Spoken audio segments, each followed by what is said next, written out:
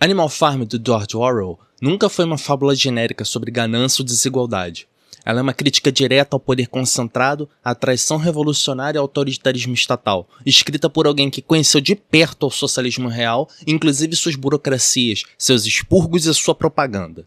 A obra é um alerta universal para os defensores da liberdade. Quando o poder centraliza, ele se corrompe, independentemente da ideologia que o justifique. E o trailer da adaptação de 2025, dirigida por Andy Serkis e estrelada por nomes como Seth Rogen, já indica uma mudança profunda dessa mensagem original. Uma preocupação que canais como Clownfish TV e sites como Comic Basis vêm apontando de maneira explícita. Essa controvérsia gerada não é nostalgia nem resistência à modernização, mas algo mais sério. É o esvaziamento e reescrita consciente da crítica política central de Orwell, que é promovida por uma elite cultural que se reconhece na obra original e está se protegendo na sua adaptação. E esse será o tema do vídeo de hoje. Se você gostar, curte, comente e compartilha para mais vídeos como esse no Praxis Libertária. O ponto central levado pelo Clownfish TV é que o trailer abandona a crítica direta ao socialismo autoritário, a lógica revolucionária estatizante ao Estado como instrumento de coerção, substituindo por uma leitura vaga sobre sistemas opressores. Contudo, na obra original de Orwell, os porcos não são apenas elites mais, eles representam a burocracia revolucionária que captura o Estado, monopoliza a violência, reescreve leis e controla a linguagem. No trailer, essa dimensão política concreta se dissolve. Os porcos passam a funcionar como vilões morais genéricos, sem ideologia definida, uma escolha que não é neutra, mas é ideologicamente conveniente.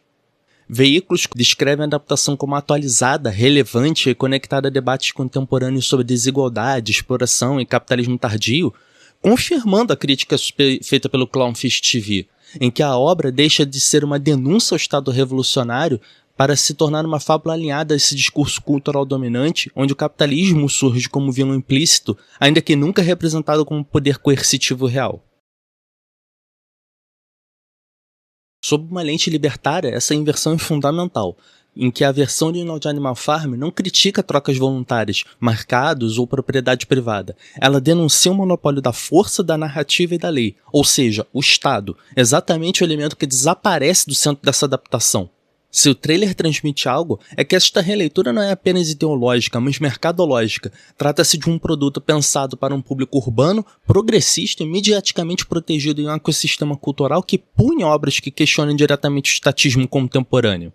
A suavização da crítica não é acidente artístico, mas gestão de risco ideológico, evitando ofender jornalistas culturais e atrair controvérsia política real, enquanto preserva-se o capital simbólico de Orwell sem herdar seu suposto radicalismo, ou seja, suas críticas ao socialismo e comunismo.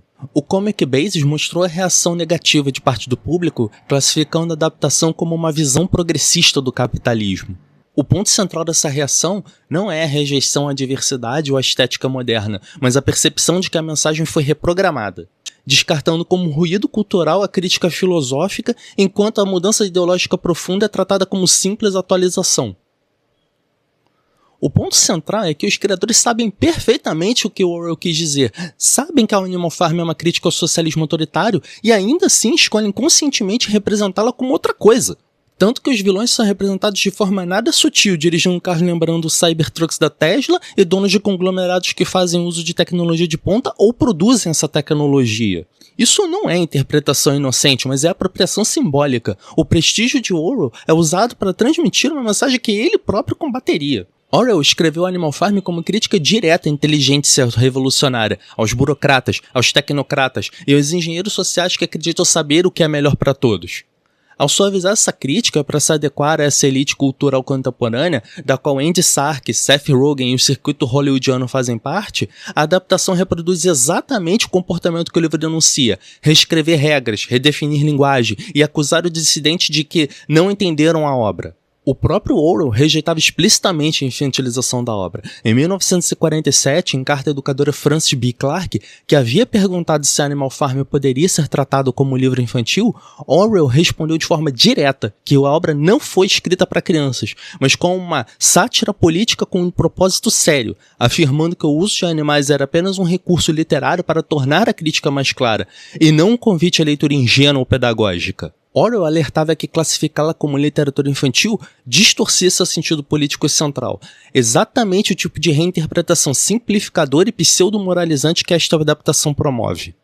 A intenção antissoviética também foi afirmada pelo próprio Orwell desde a publicação original. No prefácio escrito para a primeira edição do Animal Farm de 1945, Orwell denuncia explicitamente a censura informal exercida por intelectuais, editores e jornalistas pró-soviéticos na Inglaterra, afirmando que críticas ao regime da União Soviética eram sistematicamente desencorajadas. Ele relata que a maior resistência ao livro não veio da direita, mas da inteligência simpática ao comunismo, confirmando que a obra foi concebida e recebida como uma crítica direta ao socialismo soviético e à mitologia revolucionária, não como uma fábula abstrata sobre poder ou desigualdade. A tentativa contemporânea de neutralizar esse sentido repete exatamente o mecanismo que Orwell descreveu: silenciar, suavizar ou reprogramar a crítica ao comunismo em nome do seu consenso cultural. Sob uma perspectiva libertária, o problema do trailer de Animal Farm de 2025 não é ser moderno, inclusivo ou visualmente sofisticado. O problema é esvaziar deliberadamente uma das críticas mais contundentes já feitas ao poder estatal concentrado, transformando-a em um produto cultural seguro, confortável e ideologicamente alinhado. O Orwell não escreveu uma história para dizer que elites são mais, mas para mostrar que o Estado revolucionário inevitavelmente se torna tirânico quando não encontra limites institucionais e morais.